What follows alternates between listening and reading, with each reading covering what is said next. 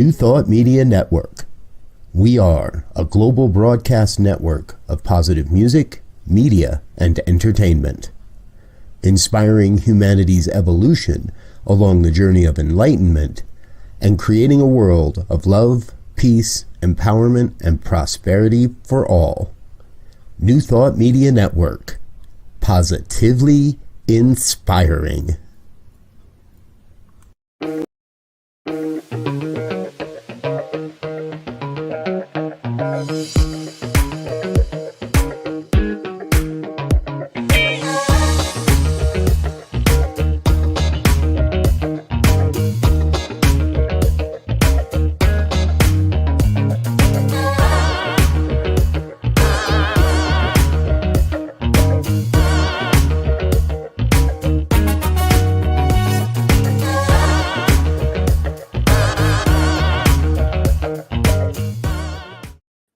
And hello again, dear ones. Rev Robert with you over here. Rev Z right here. And this is New Thought Today on the New Thought Media Network. Happens every Tuesday afternoon at 2 p.m. Mountain Time. We're so grateful you're with us. And Rev Z, we want to say welcome back. Grateful you were with us. Took a week off last week. And I'm going to tell you, you missed a great conversation with Reverend Marie Kirkland of the Living Aligned community. And unless you've gone back and watched it already.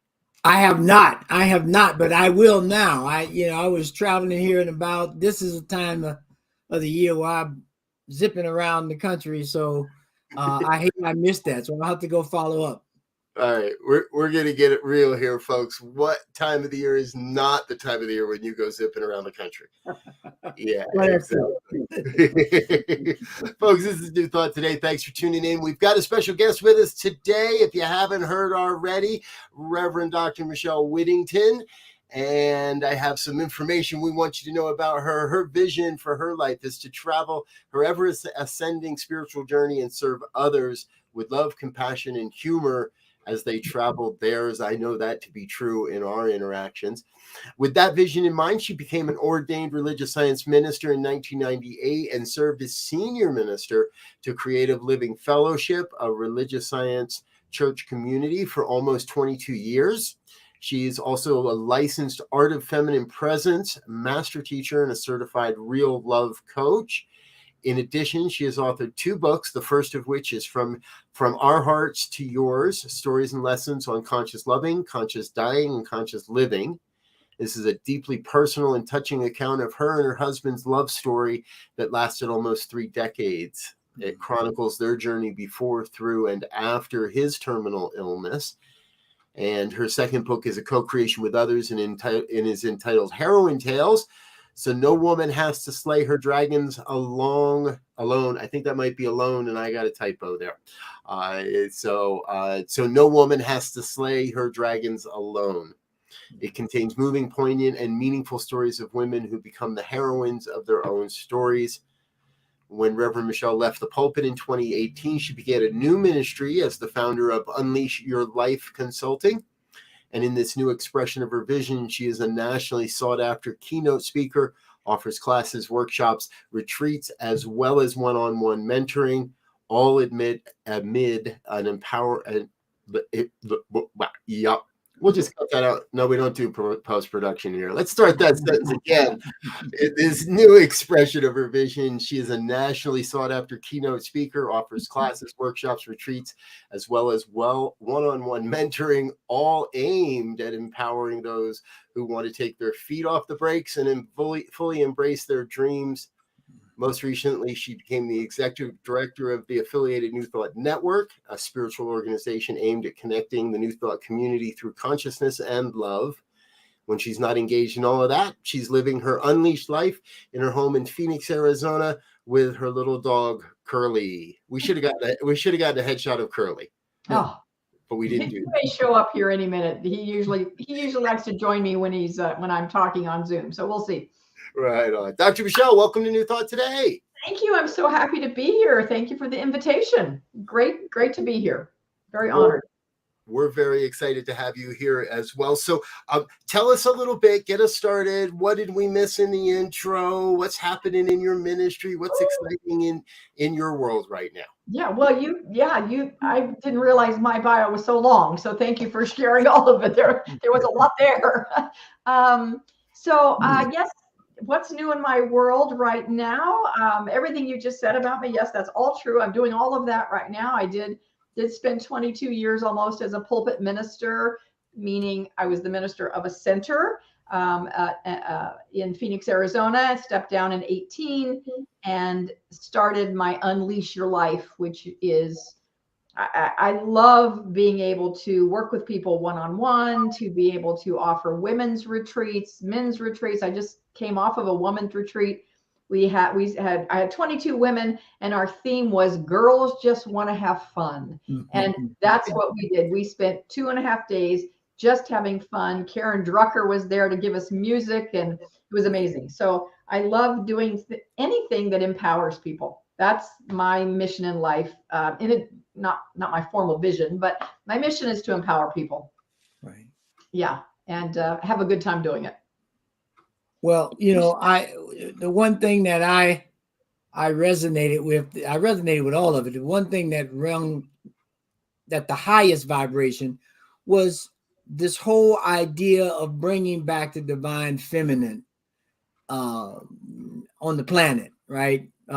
Because it's been squashed down, stepped on, and a whole bunch of other words I won't even try to mention up to this point, which has put us in an unbalanced situation. And so it's nice to see that the balance of the universe is beginning to be forced, if you will, upon us, right? I'll say that way because we've neglected and ignored it for so long.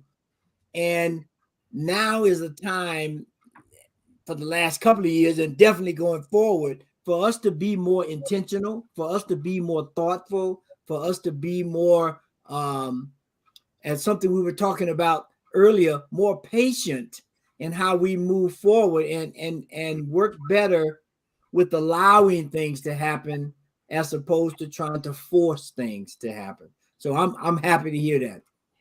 Yeah, thank you. I love what you said, and what I love doing is empowering women, specifically empowering women, because many have not been empowered through their lives. And so to bring forth that powerful feminine energy, what does it mean to be feminine and powerful? Because they can be absolutely the same thing, together.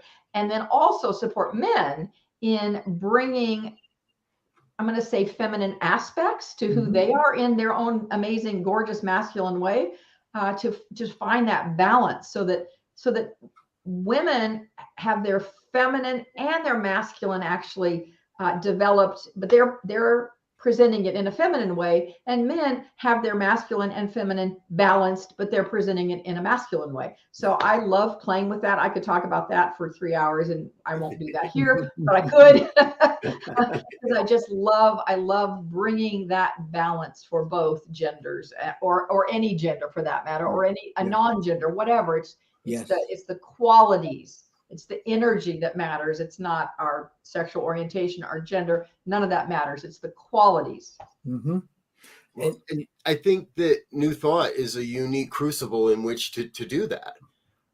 That was one of the things just over 20 years ago when I walked in to the New Thought movement.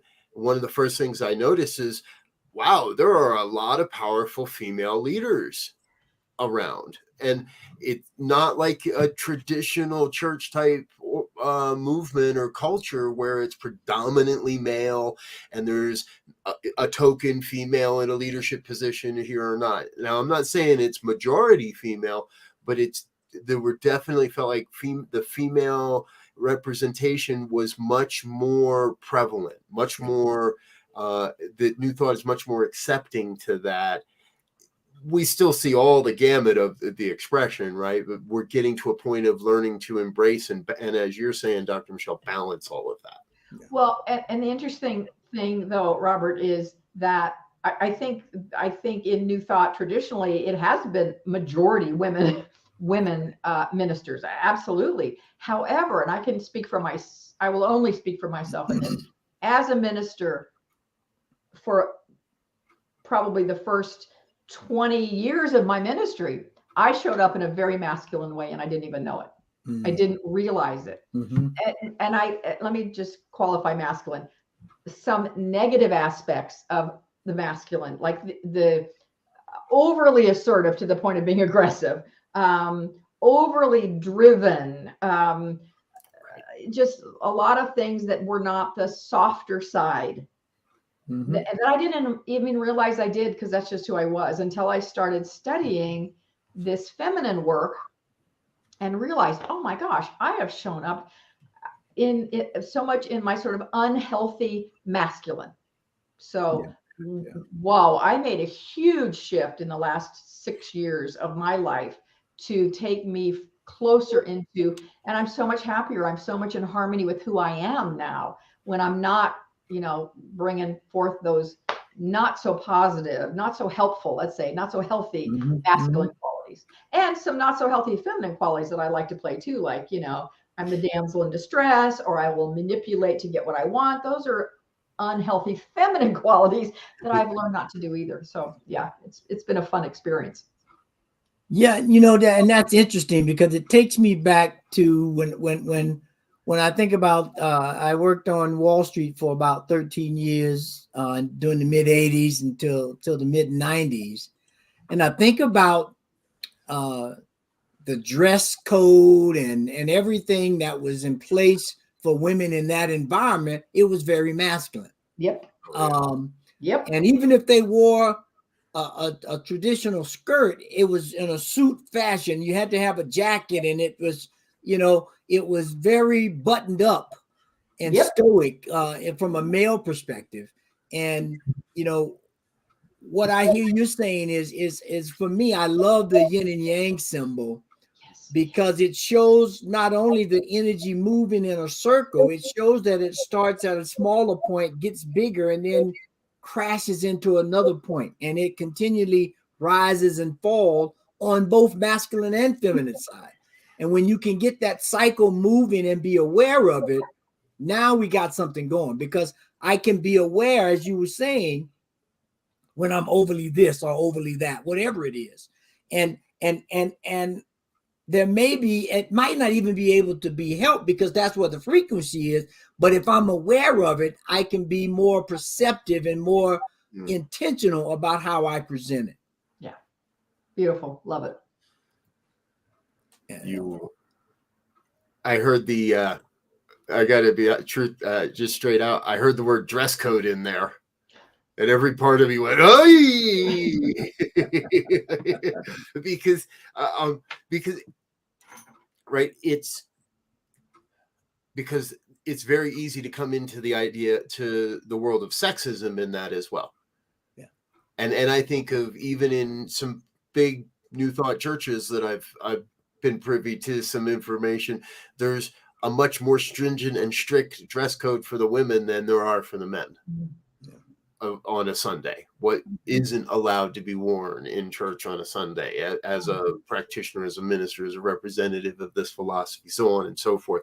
And it's, now I trust we're doing away with that, and the other side of it all is, could you have succeeded in that environment if it wasn't for the fact that, Michelle, you wore a more masculine wardrobe to be recognized, and all the things that go along with that? So we've got a little bit of both sides of it. We've got the sexism piece playing into it, and we've got this not just sexism, but the male dominance of, this is the way you get business done. Yeah. And now we have an opportunity, I think, to redefine all of that. Oh, so many things are being redefined in today's world. This is just one of them. and when you start looking at Gen Z, they're getting the most hype for this. In terms of dress code, my son just started working, and I said, let me take you out and get you this, that, and other. They said, oh no, that's not the thing no more. We don't do that no more. I don't necessarily need a traditional collared shirt that's buttoned up. I need to look presentable. I need to, and in cases, if I'm matching my client, I will match them. But in an everyday environment, that's not required. And so when we look at the hairstyles and the dress and everything that's coming with the younger generation or the becoming leaders, that whole model, as we talked a little bit about before, the whole model of spirituality in a church center, mosque, temple, however people choose to recognize their place of worship, is going to change and is changing, not only dramatically, but very fast. Yeah. If I don't have to put on a collar to go to work, why do I have to put on a suit to go to church? Yeah, I hear you. Yeah. Folks, if you're wondering what you're stumbled into, this is New Thought Today here on the New Thought Media Network. We get together every Tuesday afternoon and have these types of conversations with existing and emerging leaders in the New Thought movement to look at what's coming and where we're headed and a whole bunch of all that kind of stuff. So our guest today is Reverend Dr. Michelle Whittington. She's out of Phoenix, Arizona. And Dr. Michelle, before we go on our first break, we want to introduce also a little bit of the affiliated New Thought Network, because we mentioned it in your bio, and you are now the CEO of a major global New Thought organization, and we want to make sure everybody knows about it. So tell us a little more. Love to. So yes, the affiliated New Thought Network is a 30-year-old New Thought organization and of an umbrella organization for any specific or non-specific New Thought community, whether it's CSL or Unity or Divine Science or all of the kind of the independent New Thought centers, organizations, as well as just I don't want to say just to minimize anything, but individuals who practice New Thought. So we are this beautiful amalgamy of individuals who believe in New Thought principles and want a place to come to be nurtured, to be loved, to be supported, and not be told what to do. I think that's one of the things that's beautifully unique about our organization, which we refer to as ANTON, Affiliated New Thought Network. We are this affiliation of all these individuals and communities where we're supported. Anton has lots of programs to support its members, and yet we don't tell you how to run your life or to run your ministry, whatever it looks like, whether it is a church, a center, an organization, or you're doing your own thing. So I became the executive director. Thank you, Robert, for making me the CEO. I love that. We'll see that if that happens later. But right now, I'm the executive director. I've been doing it since just February of this year, and I do it in addition to my other work as well. And it's just really it's a beautiful organization. I've been a member of the organization since 1999 or something like that. A very, very long time. So my heart is with it, and I love the things that we do. I love the way we support the coming together of all New Thought. We don't care where you came from. We don't care where you can be a minister of a CSL center as well as an Anton member. You can be a minister of Unity Worldwide Ministries and a member of Anton. We don't care. We're happy to have you be a part of us wherever you're on that flow or spectrum of ministry or individuals as well. Let's see. So yeah, bringing New Thought together is our vision through consciousness and love, and to really support those who choose to be members of our organization. I think those that have watched this program know that I'm a huge fan of Anton now in the past year. And a big part of that is the work that you've been doing and how you've been supporting the Thought Media Network.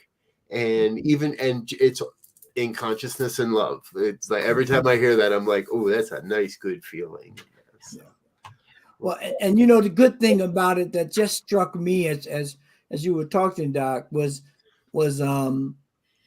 this idea of a 360-degree pie that gets sliced up, CSL, Unity, Divine, this, that, the other. And this pie pan, if you will, this can to substitute that for the umbrella, gives us a chance to bring the whole pie back together again. Because when we look at these teachings and we look at the leaders, they are, most of them, if not all of them, were cross-pollinated some kind of way. Between the Fillmores and the sisters down in Colorado Springs, down in Durango, Colorado Springs, Ernest Holmes, they all were taught by or followed someone from the bigger pie, and it's now time to put that pie back together. And if we need to slice it, we'll slice it again. But right now is the time to come back and get it together and see how we cross-pollinate one another. And one, as always, one organization is excellent at this, another one is excellent at that. Stop duplicating. Let's figure out how to utilize our talents and gifts. And then if we need to go back out, we'd go back out. One thing that's very exciting to me that's coming up next year is the Parliament of World Religions, which is happening in Chicago in August of next year. And through the beautiful work of Barbara Fields of the Association for Global New Thought, she is spearheading all of New Thought to have a presence at that Parliament. So I just put the word out right now. Please, if you're interested in that, come. It's the first week, I think, of August in Chicago, and come be a part of the New Thought delegation. And it's just beautiful because the leadership of all the organizations, all the slices of the pie are coming together to create a unified voice at this Parliament, which is, I think, a pretty cool thing. Pretty cool. Very cool. And we're going to be there. Yeah. New Thought Media will be there. Anton will be there. Yeah, we'll be there. Exactly. And that's part of it, folks, right? Is being willing to show up to have these conversations. The New Thought philosophy has grown in wondrous, amazing, and wild ways. And we were in Chicago earlier this year for the INTA Festival Congress, where it was really obvious. There's only a few places where we differ. And it's not even that we differ in consciousness. It's just that we differ in the form. We're all teaching the same thing. It just outpictures a little differently. And that's the beauty of New Thought. It'd be a pretty boring place if we all got exactly the same thing, the same way. And it's the natural flow. If I have something wrong with my foot, I'm not going to go to a hand doctor. I could, but I might not get the best treatment, if you will, for my ailing foot if I go to the hand doctor. Now, there'll be some familiarity and some crossover, but if you have problems in one area, you need to seek out that particular thing. And we know there's a variation in how we show up, as you said, in form. And so we have to begin to understand that. And one thing I like about this that I've heard some ministers mention before, there is no competition in God, right? I can't outperform God. I don't care what I do. So if we're all really here for God, it's not about competing. It's about amplifying that presence. It's about spreading that spirit so that everybody gets a taste of it and say, "Ooh, I think I want some more of that." Yeah, exactly.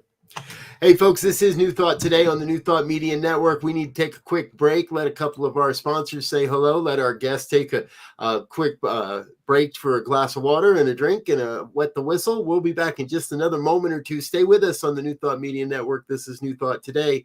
We'll be right back.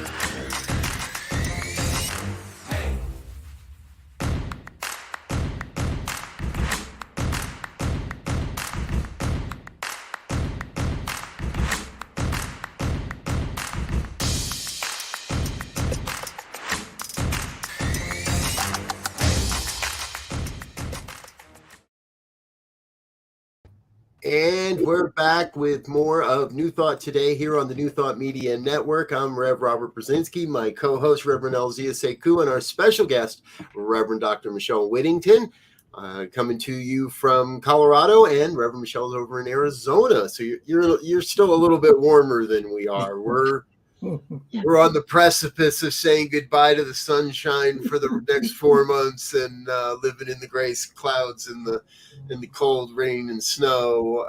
You get a little bit warmer weather there for a little bit longer, I think. We are just now being able to go outside again and enjoy the weather outside because it's not so darn hot. And that's a beautiful thing. Yes. Yeah. And just on the weather tip, I can't believe there's a hurricane watch over on the east coast of Florida coming through the end of the week. I mean, talking about the universe doing its thing. It's doing its thing right now for sure. Yes. Prayers for Florida. And guys, we did neglect to say it. It's Tuesday. If you haven't gotten out and voted yet today, just turn off this show right now and go.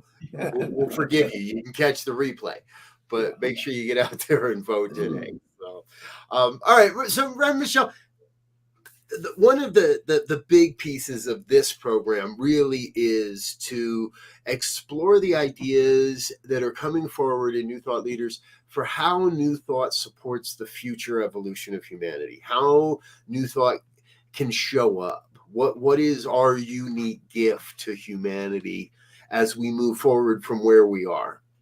We have a rich and storied history, and we've got all kinds of programs about our history on the network, folks, but we really want to kind of focus in and would love to hear some of your vision, what you see, what's coming forward for you as how New Thought stays relevant moving into the future. Those are pretty juicy questions, Robert. big, juicy questions. What comes to me initially is it's a very personal thing that I want to talk about first.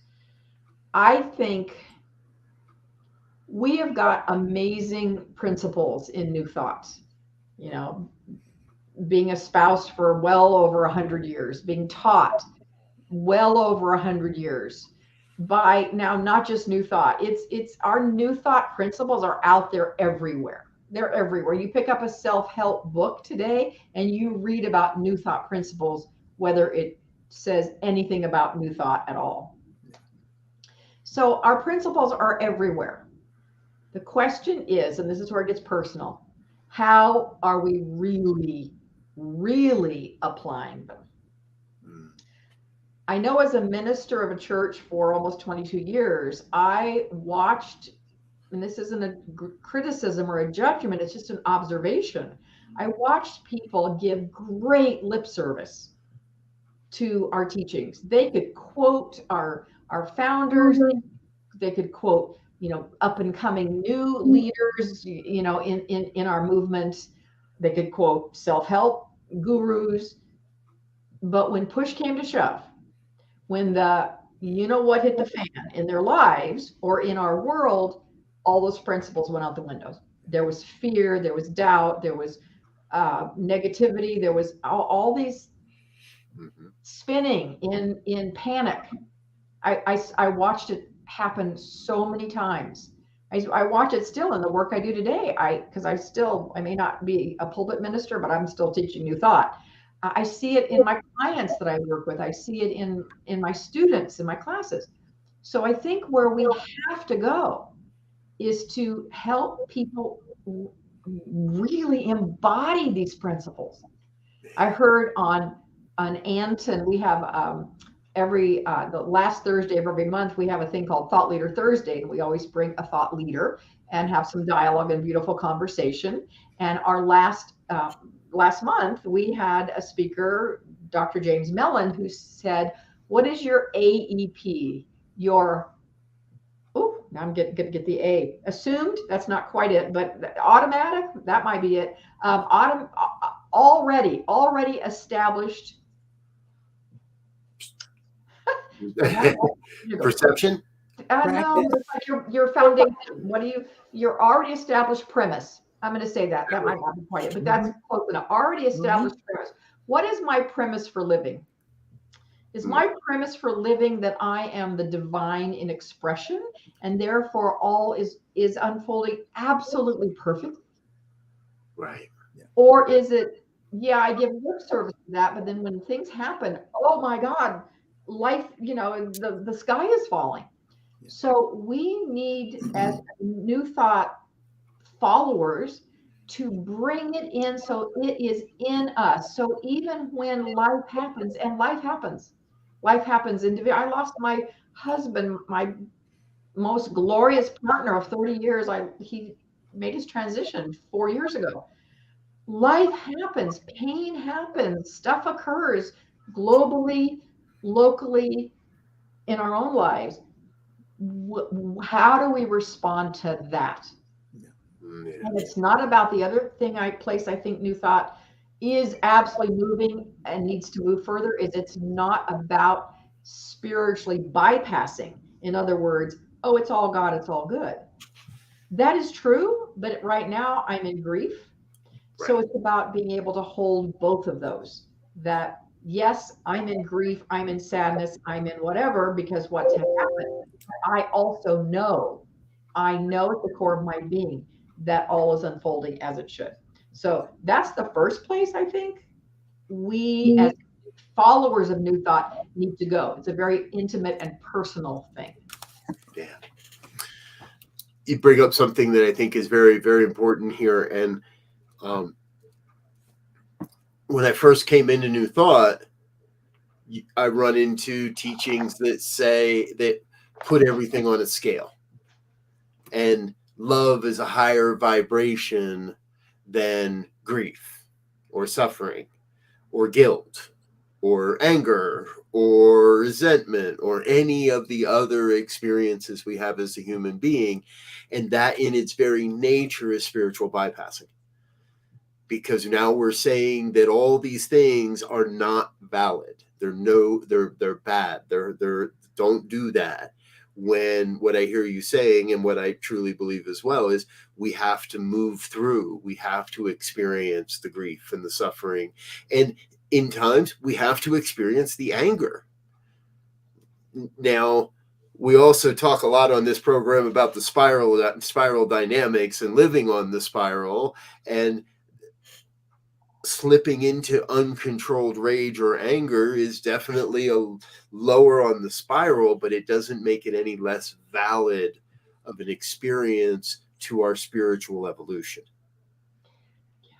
If I stay there, I got a problem. If I stay there, I'm probably going to have a problem. Right. But it's not necessarily bad just to be there.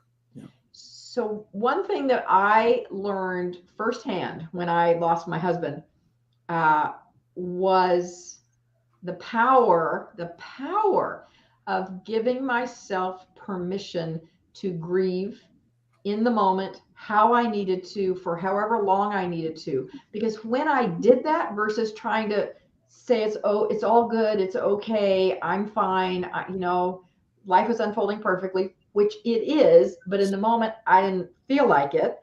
Giving myself permission to feel all those uncomfortable, there's not a bad feeling and a good feeling. They're all feelings. Some just feel better than others, right? So allow myself to feel the feelings that don't feel good. When I gave myself permission, they dissipated. Now, it may have taken a day, even 2 or 3 days for them to dissipate, but they did. And the more I gave myself permission to feel them, the quicker they started dissipating. Yeah. So if I'm angry, if I'm upset, if I'm fearful, if I'm any of those things, it's not bad. They're feelings. Allow yourself. And when we truly allow ourselves not to spin in that downward spiral. I had a mentor once, an Anton founder, say, when you're going through hell, keep going, don't stop and build a condo. But we can stop and feel the feelings. And I think when we really give ourselves permission to feel our true, authentic feeling, they fade. the ones that aren't supportive of, our forward movement, and, living in fear, living in grief forever, living in guilt, none of those support our evolution. They just don't. But when we give ourselves permission to feel them, they dissipate, and then we can move forward to those higher vibrational places. Does that make sense? Oh yeah, make perfect sense. And it brings to mind to me a thought, an idea that I just had a new epiphany on today in terms of the divine plan or divine unfolding. We use that term a lot, and I had a better understanding of it today, right? Because I thought of it in the sense of a seed, right? When a seed, there is a divine plan within each seed, whether it's an apple seed, orange seed, and there are certain things, as you were saying, that in every stage of that seed's divine plan unfolding, it has to reconcile the opposite. It has to reconcile being just a seed, and then it has to reconcile the seed being in the soil. There's two opposites, right? So now I got contrast, right? And so for the divine plan to unfold itself, it has to have that pressure. It has to have that contrast. And so when we can begin as a new thought organization to teach people how to first find out what kind of seed there is, if you will, so they can understand what their divine plan is, and then teach them to be able to stand in the fire, right? Because there's the whole story of there's certain pine cones that the trees won't sprout until the pine cone has been under some heat and a fire that causes it to burst open. And when it does that, it reconciles that and keeps going. And so as I look at the future of New Thought, I think our primary issue is going to, a challenge in charge is going to be, how do we teach people to understand who they are, which will in itself tell you what your divine plan is, because I'll know if I'm an orange seed or an apple seed or a corn seed. And then there's certain, there's different times of growth, different nutrients that are needed. And I'm not going to get mad at the corn because it's growing faster and putting out more ears than if I'm an apple. And so that's where we have to go. Love it. And I'm going to tie this in to continue the analogy, if you will, and add in the non-competition point. Yes. Because if I identify somebody that's hanging around my community and my organization, what I'm doing, and we're all apple seeds and they're an orange seed, I need to send them down to your farm where the ground is better for orange seeds. Yes. And hey, if you're an actor, and head on over to James Mellon's church. That's where actors hang out and demonstrate this philosophy. If you're a little more of an introvert, or you want to work solely on depth of consciousness, head on over to this community. If you want to play in the media world, head on over to this community. Yeah. And that way we can all start working together. Yeah. To stop saying, oh, here, go figure out who you are and then come back and tell us how you want to help us be what we are. Let us help you figure out who you are, so that you can go do what you're supposed to do with whoever it is you're supposed to do it with. Yeah. Which is interesting, because one of Ernest's famous statements was, don't take my word for it. Go practice these principles in the laboratory of your own life. You got to figure out what's going on, and then you can express. Now when you come back, you've got that, so now we can have a deeper, more rich conversation, because you know what you are, so to speak, and you've tried these principles and had certain successes and failures, and now we got a place to work from. I'm just hoping we're not all pine cones, because that'll be one hell of a forest fire to get us all growing and going. Yes. We might need some poppy seeds in here somewhere too. Yes. Well, it's an interesting time. We were talking about this in the pre-show, right? It's a very, very interesting time, not just because of COVID, but because of the COVID called everybody's bluff. Yeah. really, if we're in a card game, COVID came forward and said, okay, what do you got? Yeah. Do you really have community, or do you just have a bunch of people showing up to a building? Do you really have a virtual outreach to your community, or are you just dropping a camera in the rafters and letting people peek in the back window at what you're doing? And the last few years has really driven, I believe, innovation in the world of New Thought to look at things and say, okay, how do we do this better? Because there's no question we got a great philosophy. Right. And I think we're going to be pushed to collaborate more as one of the things. Here in the Denver metro area, I don't know, we have between centers and teaching chapters and this, that, and the other, there's got to be at least 15, 20 different organizations. Yeah. But very infrequent do we get together and do the thing together, right, so to speak. And we have to begin to do that, I think, for one, just to show that, hey, no matter how the principle, as you were saying earlier, Dr. Michelle, no matter what the thing looks like, the principles are the foundation that all of this is built on. And so now we can begin to show people that this principle can be practiced in many different ways, because you see different organizations coming together, focusing on different things, all based on the same principle. Now people may feel a little more impetus to say, oh, well, I think I might fit better here. Oh, no, I was there. It helped me, but it didn't work. Now I can go over here, because they're all working together anyway. Mm.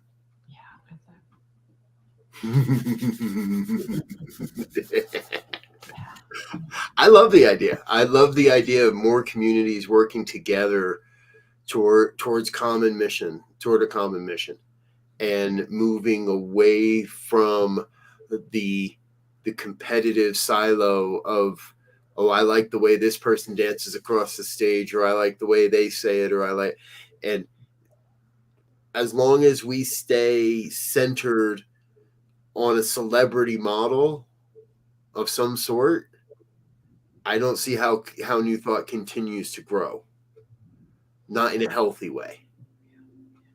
And one of the things I think we have to look at, and I have only questions here, not answers, but I love the idea of asking the question and then being open to the answers. Mm-hmm. And that is, as we're talking about spiritual communities, churches, centers, that model, it has to change. We were talking about this in the pre-show, and we've known this for a long time, that it has to change. And I think COVID accelerated that change. What does that change look like and mean for our communities? But the brick and mortar, one talking head for 20 minutes, that's a joke, 25, 30, 45, however long it is, right? That model doesn't work anymore.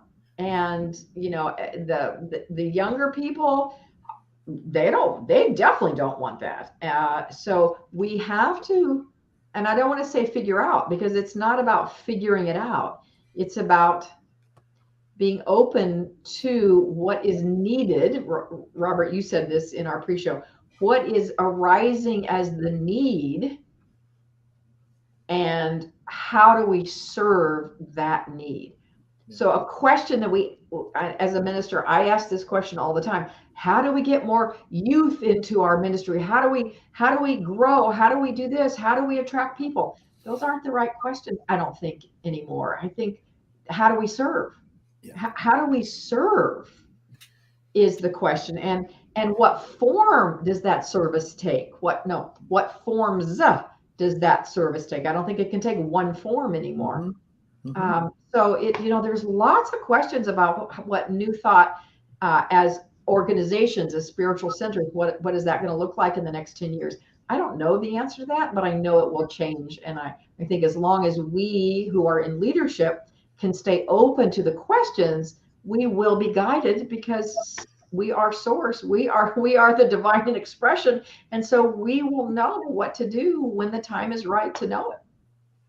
Yeah, that's one thing. One thing that Robin and I keep kicking the can around with is, one of the things we think that can feel that or begin to feel that is we have to become more of, I know in growing up in the South, the church was the community center, right? We'd go there for church, but they had basketball teams and softball teams and, the vocational Bible Sunday schools doing this. So they provided a service for parents, and it was a community center. It just wasn't, you just didn't go get religious training or spiritual training. You can go learn to play basketball, or you can learn to play. And so now, since the younger people are geared in their families, the kids, and now more than ever, they got soccer and basketball and travel teams and all of that. Traditional Sundays are being taken up by those kinds of things. So as an idea, what if churches and centers begin sponsoring basketball teams and soccer teams? You may not have them in the building, but you got contact with them now, and you can have classes and you can do different things, and it becomes a part of a way of life. It's a living thing. It's not something I get prepared for on Sunday. I go home and I don't do anything else with it. But if I go on Sunday and we got soccer practice on Tuesday, well, I got to go back to the church, or I got to go back to the center. And while I'm waiting for the kids, I can either watch them, or maybe I go and take a class or go read a book or something. Yeah. Love that one. One of my personal favorite. I have this idea. We have, how many communities have churches, or churches and communities have a kitchen attached to their building that is completely underutilized? And the old model says, come and sit through our talk for a half an hour, and then we'll have potluck and you can get something to eat. Well, let's flip that around. Come for dinner, stick around for the talk. And if you don't want to, and if you want to just come for dinner and you don't want to stay for the talk, that's fine, because you're going to interact with the community. You're going to interact with the people. You're going to interact with the philosophy, whether it's a one-way direct, and especially be considering you won't be expecting it. It's not like, oh, now I got to go listen to this guy talk for 20 minutes before they'll feed me. Come for dinner. Come have dinner. Yeah. And we're going to cook up a big old big old vegetarian meal every Wednesday night for dinner. And if you like what you had for dinner, stick around. You might like what you hear afterwards too. There's new models that I think are so right in front of so many people. But it seems to me that more and more New Thought communities are a little less willing to experiment sometimes. We seem to have this idea that we're the best kept secret in the world, and if you could just come listen and learn our secrets, we wouldn't have to do anything different. We could just keep doing what we've always been doing.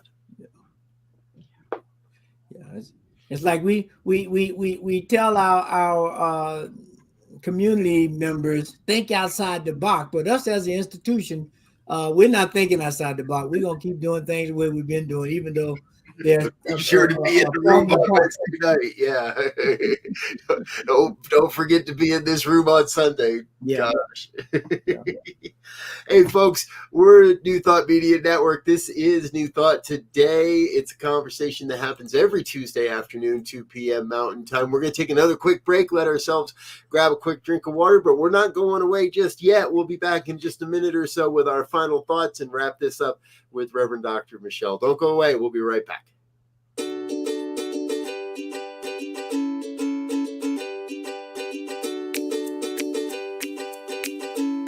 Thank you, Center for Spiritual Living Denver, for your continued support.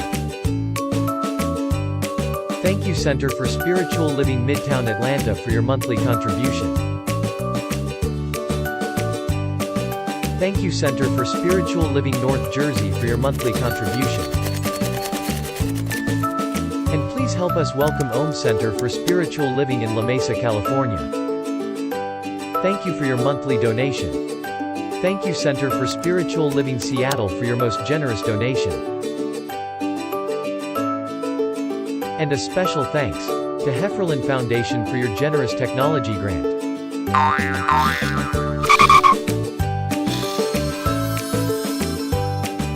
And Suze Ajin, thank you for your very generous donation.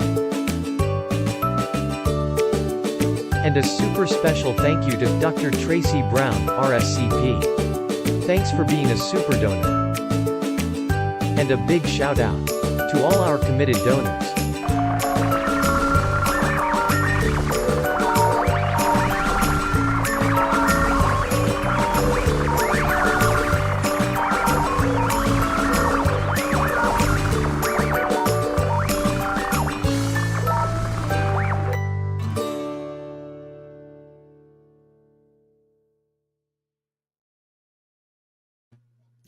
Yes. Thank you, dear ones, for being a part of the New Thought Media Network and our financial family. If you'd like to get started as a committed giver or one of our organizational sponsors, please head on over to the website, ntmedia.org. Click on the donate button and or send us an email, prayer@info@ntmedia.org. We can get you more information about being a sponsor and or donor. All right. Before we go today, folks, we always like to make sure we wrap up our explorations with what we call final thoughts. And I feel like I want to go first this week, so we'll save Rev Z for the final thought. But for me, well, number one, vote. You haven't already. As soon as this program is over, go vote. I dropped my vote in the box yesterday, and I thought to myself, if I'm doing this and dropping off my wife's vote at the same time, does that make me one of the 2,000 mules? I trust me. But I want to say thank you, Reverend Michelle, for being with us. What a great conversation. And it's conversations like this, folks, that lead us to what's coming next. We don't pretend to have all the answers. We don't pretend to have any of the answers, but it is through these explorations that the answers reveal themselves and the way forward is made known. And what I am confident of is there is a path for new thought. There is a path of new thought leading us all forward. And I'm really excited to see where it's taking us. So. Yeah. Reverend Michelle, for you, final thoughts. Well, I was, as you were giving us the opportunity to have a final thought, I thought of a quote by Meister Eckhart, who was a mystic of a long time ago, who said, "Let God be God in me." And I think that's, if I want you to think of anything and take anything away from what I've said today, is bring these principles of new thought into your life in such a way that that God is who and what you are, that each of us is a manifestation of the divine. And so let God be God in you. Yeah. Beautiful. Thank you.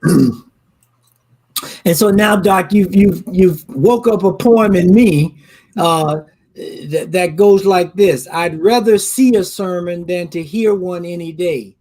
I'd rather one would walk with me than just to show the way. The eye is a better pupil and more willing than the ear. Advice may be misleading, but examples are always clear. And I think that's what we have to begin to do as practitioners and leaders of this. We have to be the example, show them how to go through good times and bad times and still triumph on these principles that we know that we're each on a divine plan that's unfolding exactly just like the orange seed or the apple seed is. And we just have to determine which seed we are and allow it to grow. Beautiful. Thank you, sir. Reverend Dr. Michelle, thank you for being with us. I hope you can come back again sometime. Happy to. Yes, please. All right. For everybody else, thanks for being with us. Please stay tuned here on the New Thought Media Network. We've got Spanish language programming coming up this evening. I want to make sure I get my time right, at 7 o'clock, and our evening prayers at 8:15. Until next time, we wish you peace and richest blessings. Bye now.